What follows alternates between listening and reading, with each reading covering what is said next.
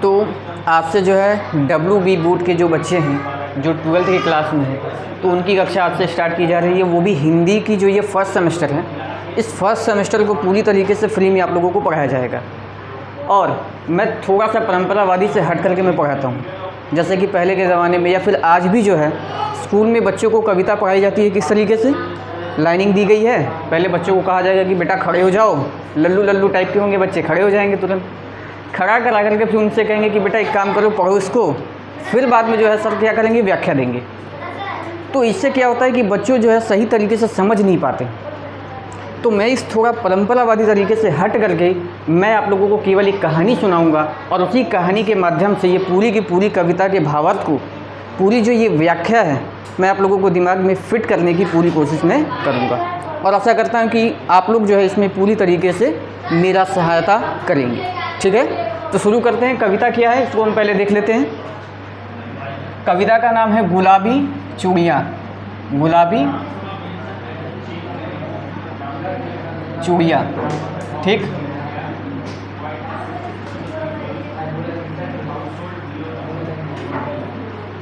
गुलाबी चूड़ियाँ, और इसके कवि हैं नागार्जुन।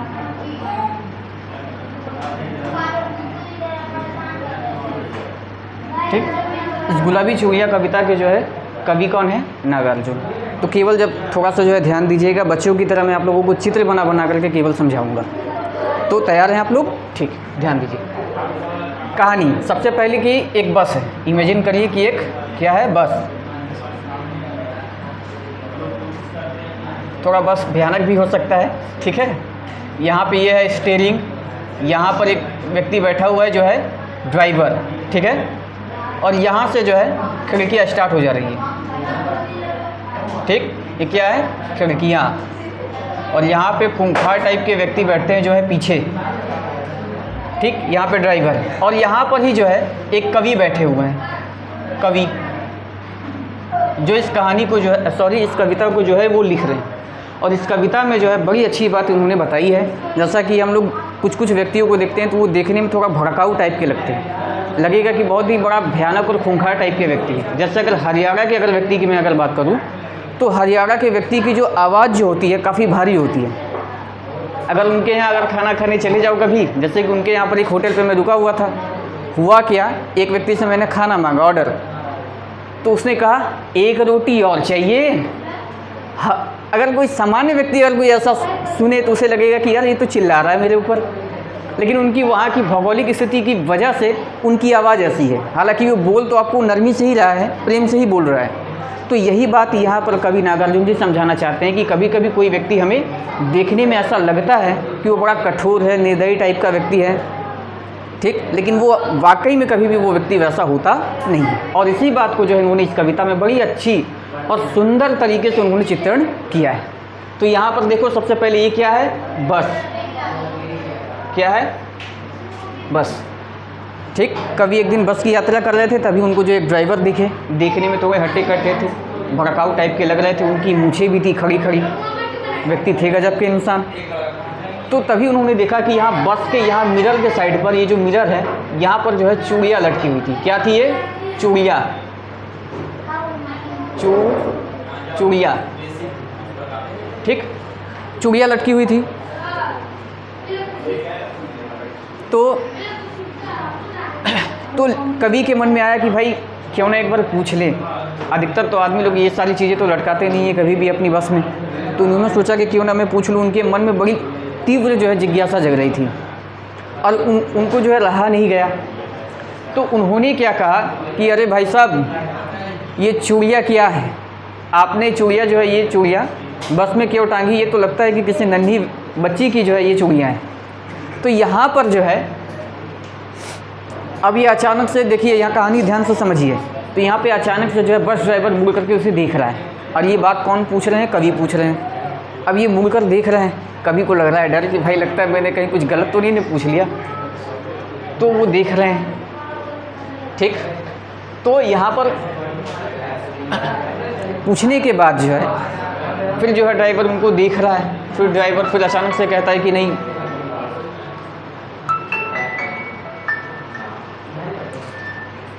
तो तो ड्राइवर जो है यहाँ पर उनको देख रहा है और फिर बाद में जो है यहाँ पर जो है कभी पूछते हैं कि ये चूड़ियाँ क्यों लटकी हुई है और चूड़ियाँ किसकी है। तो बस ड्राइवर का चेहरा जो है थोड़ा सा बदल जाता है। तो फिर वो जो है अपनी कहानी बताता है कि किस वजह से ये चूड़ियाँ इस बस में टंगी हुई है। कहते हैं कि मेरी एक बेटी है, मुनिया नाम है। बेटी का नाम क्या है ड्राइवर के बिटिया का नाम मुनिया, ठीक, मुनिया है।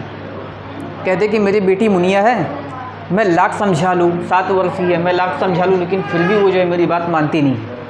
कहती है कि नहीं पिताजी, ये जो नहीं अब्बा जी, ये जो मेरी चूड़ियाँ हैं वो इस मिरर के सामने ही टंगी हुई रहेगी, जो आपको लगातार मेरी याद दिलाती रहेंगी। अब पिताजी बेचारे क्या करें, बच्चे की मन है, 7 साल की बच्ची है, अब उसके हृदय को, उसके मन को मैं कैसे तोड़ दूँ। उसकी इच्छा है तो वही इच्छा है। और आजकल जो है अगर देखा जाए तो पिता सबसे ज़्यादा जो है अपनी बेटियों से प्रभावित रहते हैं। अब जैसे कि एक दिन मेले में जाओ, कई ऐसे बच्चे दिखेंगे, खूंखार टाइप के भी बच्चे होते हैं, मतलब वो वाले खूंखार नहीं, ठीक है।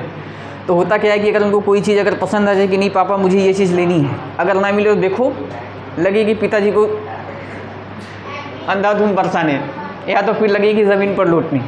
तो पिताजी बेचारे क्या करते हैं, बच्चे की इस बालहट को देख करके बड़ा प्रेम भी आता है और कहते हैं ठीक है कोई बात नहीं है, ले ही लो आप, क्या दिक्कत है। तो वैसी स्थिति यहाँ पर ड्राइवर की भी है। इनकी बेटी जिद करती है और जिद करने पर जो है ये क्या करते हैं, वहीं टांग देते हैं। और फिर ड्राइवर साहब कहते हैं कि यार टंगा हुआ है तो क्या दिक्कत है, किसी को तो कोई दिक्कत नहीं है, मुझे भी कोई दिक्कत नहीं है, किसी और व्यक्ति को भी कोई दिक्कत नहीं है। तो यहाँ पर कवि जो है, यहाँ पर कवि यह दिखाना चाहते हैं कि कठोर से कठोर व्यक्ति का मन भी जो है संतान की प्रेम की वजह से उनका यह कठोर मन, उनका यह कठोर हृदय पिघल जाता है। संतान की प्रेम है ही ऐसी, ठीक।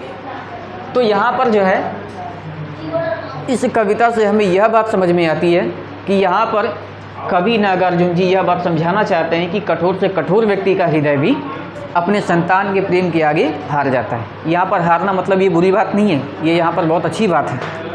यहाँ पर जो है कठोर से कठोर व्यक्ति का हृदय भी प्रेम के कारण जो है पिघल जा रहा है, और ये सबसे बड़ी और सबसे अच्छी बात है, ठीक। तो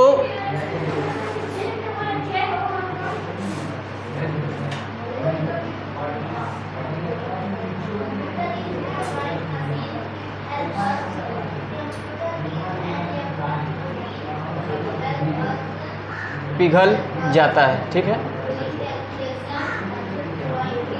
तो कठोर हृदय भी क्या होता है, पिघल जाता है। और ऐसे ही बाल मनोहट का ऐसे ही जो है सुंदर चित्रण जो है इन्होंने कवि नागार्जुन जी ने इस कविता में की है।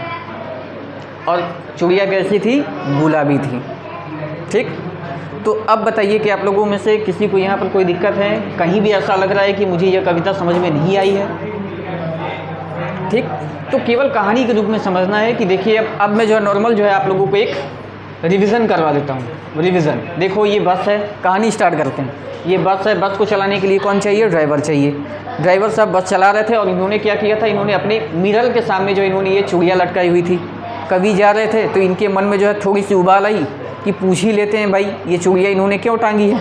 क्योंकि जब कोई व्यक्ति किसी चीज़ से प्रेम करता है तो उसी खास चीज़ को जो है वो अपने घर के सामने या फिर अपने आंखों के सामने टांगे हुए रहता है, ये प्रतीक है, ठीक।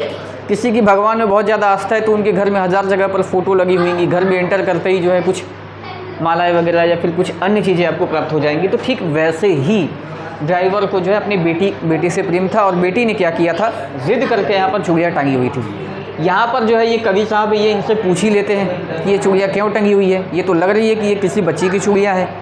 तो यहाँ पर ड्राइवर जो है अपनी बच्ची की कहानी बताता है कि बच्ची मेरी 7 वर्ष की है, नाम है मुनिया।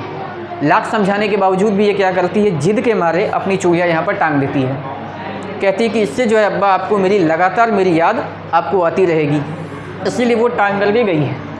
और मुझे कहाँ कोई दिक्कत है, किसी व्यक्ति को भी कोई परेशानी नहीं है, मुझे भी कोई परेशानी नहीं है। आखिर वो तो 7 साल की बच्ची ही तो है, मैं उसके मन को, मैं उसके हृदय को कैसे तोड़ दूँ। उसकी इच्छा है टांगने की, टांग दी, कोई दिक्कत नहीं।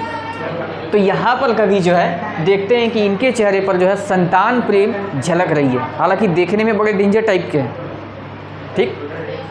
कई व्यक्ति जो है ऐसे देखने में लगते हैं कि भाई व्यक्ति बहुत कठोर होंगे, उनकी आवाज़ भारी होती है, उनकी मूछें खड़ी खड़ी होती हैं, चेहरा भी ऐसा लग रहा है कि व्यक्ति वाकई में बहुत कठोर हो, लेकिन वाकई में वो भीतर से क्या होता है, पिघला हुआ होता है, और बस ड्राइवर भी एक इंसान ही होते हैं। ठीक, तो यहाँ पर जो है कठोर हृदय भी जो है अपने संतान प्रेम के कारण पिघल जाया करते हैं। तो अब बताइए कि आप लोगों को जो है इसमें कहीं कोई दिक्कत है? एक बात और भी नोट कर लीजिएगा कि इसकी भाषा क्या है, तो सरल और सहज भाषा है। ठीक, इस कविता की भाषा क्या है? सरल है एवं सहज भाषा है। अगर आपको विशेष लिखना हो तो आप लोग जो है आसानी से यहाँ से जो है आप लोग लिख सकते हैं। अब बताइए आपको इसमें कहीं भी कोई दिक्कत है, कहानी में कहीं भी दिक्कत? ठीक, अगर यही मैं अगर कविता अगर मैं पढ़ करके फिर समझाऊँ तो आप लोगों को आसानी से सारी बातें कंठस्थ हो जाएंगी। कंठस्थ का मतलब होता है कि कंठ में वो आवाज़, कंठ में वो चीज़ जो आप याद करना चाहते हैं वो कंठ के ऊपर ही बैठा हुआ है। जैसे ही किसी ने बोला वैसे ही धड़ाधड़ जो है गोलियां बरसती है ना, तो वैसे ही ये निकलना आरंभ हो जाती है। तो आशा करता हूँ कि ये कविता जो है आप लोगों को अच्छी तरीके से समझ में आई होगी। तो नोट्स जो है आपको जो है डिस्क्रिप्शन में जो है आप लोगों को मिल जाएंगे टेक्स्ट के रूप में। तो आज की कक्षा हम यहीं पर समाप्त करते हैं। और जैसा कि मैंने पहले भी वीडियो में कहा था और अभी भी मैं कह रहा हूँ कि लाइक सब्सक्राइब भूल जाइए, कमेंट ज़रूर कीजिए कि आप लोगों को वीडियो कैसा लगा, और साथ ही साथ ये भी बताइए कि यहाँ पर क्या दिक्कत है और क्या दिक्कत नहीं है, ताकि मैं उनमें सुधार कर सकूँ और अच्छी तरीके से आप लोगों को जो है इस सेमेस्टर को अच्छी तरीके से प्रोवाइड करवा सकूँ। ठीक है, मिलते हैं अगले क्लास में। धन्यवाद।